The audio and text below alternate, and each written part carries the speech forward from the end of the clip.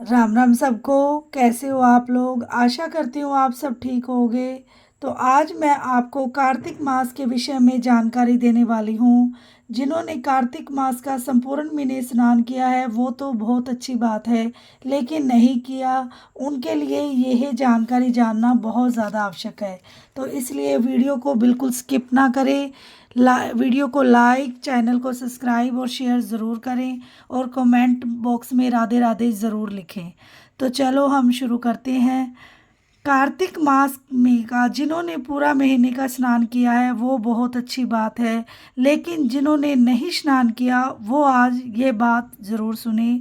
जिन्होंने व्रत और स्नान नहीं किया, अगर कार्तिक मास के लास्ट के 5 दिन अगर आप उन नियमों का पालन करें जो कार्तिक मास के स्नान का है, वही फल जो कार्तिक मास के आखिरी के 5 दिन के स्नान का है उसका फल आपको मिल जाता है। यह मैं नहीं बता रही हूँ, ये पुण्य पितामह भीष्म जी ने धर्मराज जी को बताया। और जिन्होंने पूरे महीने नहीं हो पाया वो आखिरी के 5 दिन ऐसा करना ही चाहिए। कार्तिक मास अपने आप में पवित्र और पुनीत है। मैं तो यह कहूँगी कि आप भी कीजिए और अपने बच्चों से भी करवाइए। आप हैं तो आपके बच्चे कर लेंगे, लेकिन शायद कल को आपके बच्चे ना करें, समझ ही नहीं पाएंगे क्योंकि इतने मॉडर्न हो जाएंगे। नियम यह है कि पाँचों के पाँचों दिन व्रत करें, ब्रह्मचर्य का पालन करें, क्रोध का त्याग करें।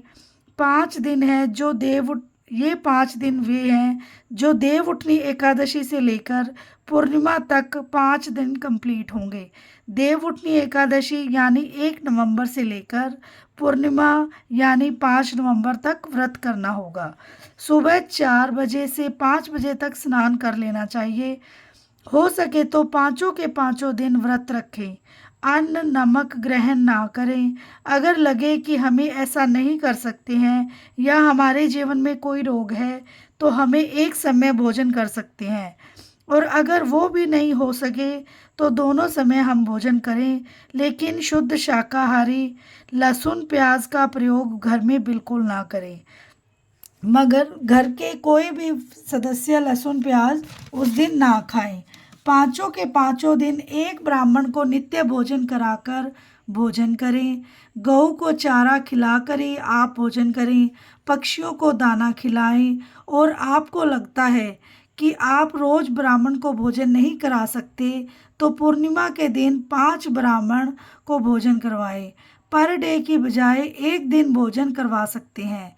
ध्यान से सुनो, ये 5 दिन पितामह भीष्म जी ने धर्मराज जी को उपदेश दिया था। यह उपदेश 5 दिन तक चला था। पितामह भीष्म आजीवन ब्रह्मचारी थे, ये आप सब जानते हैं।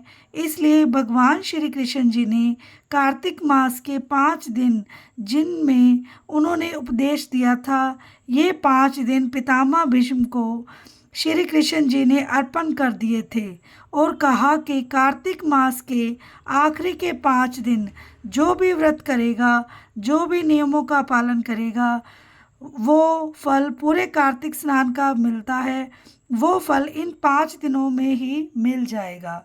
पितामह भीष्म ब्रह्मचारी थे तो हमें भी ये पालन करना चाहिए। पृथ्वी पर सोना चाहिए, झूठ नहीं बोलना चाहिए, देवी देवताओं की पूजा करनी चाहिए, विष्णु भगवान जी की आगे रोज दीप जलाना चाहिए, आंवला तुलसी बेलपत्र इन वृक्षों की पूजा करनी चाहिए। तुलसी के पौधे के आगे सुबह शाम गाय के शुद्ध देसी घी का दीपक जलाना चाहिए। भैंस का घी नहीं होना चाहिए। एक दीपक मंदिर में भी जलाना चाहिए। जो आध्यात्मिक नदियों के पास रहते हैं उन्हें वहाँ दीपक जलाना चाहिए। संभव हो सके तो 5 दिन दीपदान करें, नहीं तो पूर्णिमा के दिन 11, 21 या 365 दीपदान करनी चाहिए, या 365 दिए की दीपमाला करनी चाहिए। इतने में भी आपको स्वर्ग की प्राप्ति ज़रूर होगी। स्वर्ग आपका निश्चित हो जाएगा, ये गारंटी है। जिन्होंने स्वर्ग जाना हो तो कार्तिक मास के आखिरी के 5 दिन ये कार्य आपको स्वर्ग मिलेगा। ये कार्य करोगे तो आपको स्वर्ग की प्राप्ति निश्चय ही हो जाएगी। आशा करती हूँ आपको ये सब जानकारी पसंद आएगी, और कोई गलती हो तो मुझे क्षमा करना, और वीडियो को लाइक, शेयर और चैनल को सब्सक्राइब ज़रूर करें।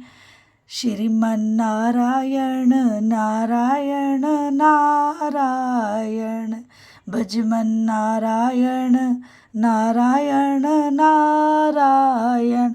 और पूरे 5 दिन हमें यही मंत्र का जाप दिन रात करना चाहिए, ताकि हमारा कोई भी पल व्यर्थ ना जाए और हम बातों में समय ना गवाकर भगवान के नाम जप में अपना समय गवाएं, ताकि हमारा समय सार्थक सिद्ध हो सके और समय का सही उपयोग हो सके। तो बोलो जय श्री राम, राधे राधे।